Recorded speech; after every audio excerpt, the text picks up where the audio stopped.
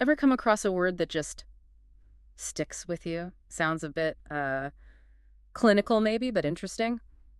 For me, recently, that word's been alexithymia. Ah, yeah. It sounds complicated. Right, but it kind of boils down to something quite fundamental, doesn't it? Like having trouble identifying or describing your own feelings. Exactly. It's not about not feeling things, not at all. It's more about the challenge, the difficulty in recognizing what those feelings are and finding words for them. So for this deep dive, we want to unpack that, right? Understand the core of it based on what we've looked at. That's the plan. Get to the heart of what alexithymia involves. Okay, so someone experiencing this, what's it actually like for them? How does it, show up? Well, the sources don't give us like exact diagnostic checklists, but fundamentally it's this ongoing struggle, a struggle to really tune into those internal emotional signals and then express them. So it's deeper than just being like shy or reserved. Oh, definitely. It's a genuine difficulty in knowing what you're feeling and maybe why you're feeling it. Um, think of it like trying to describe a specific shade of blue to someone if you couldn't quite perceive blue clearly yourself. That's a really good analogy.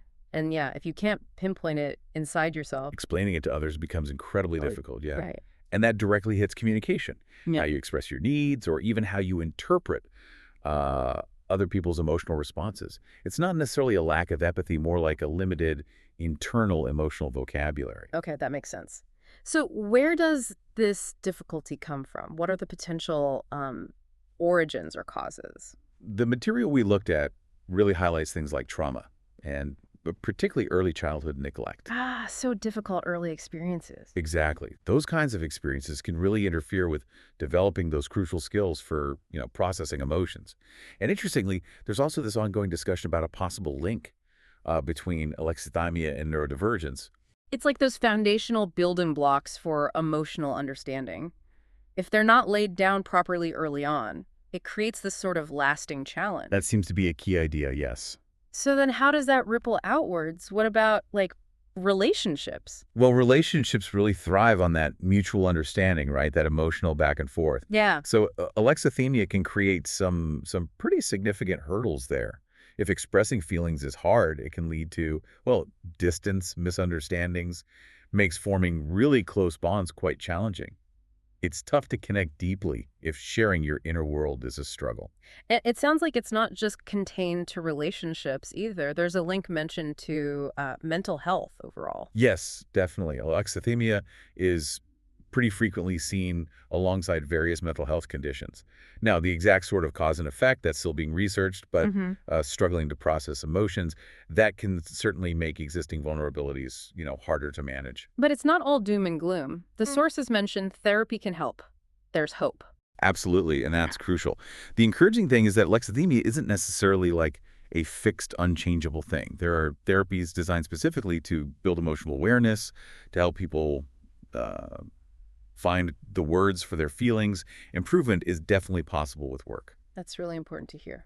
Okay, one last area, decision making. How might this play into the choices we make every day?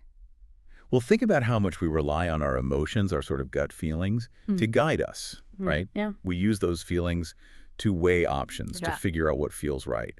So if someone has a kind of diminished awareness of those internal signals, It could affect their judgment. it could, yeah, it might influence how they made choices, potentially leading them down paths that don't quite mesh with their deeper emotional needs or values. Okay, so wrapping this up, the key things are alexithymia is this core difficulty with understanding, with identifying, with expressing emotions. Right. It can stem from early experiences, maybe linked to neurodivergence in some cases, and it impacts a lot relationships, mental well-being, even decisions. But crucially, not an insurmountable barrier. Help is available. Exactly.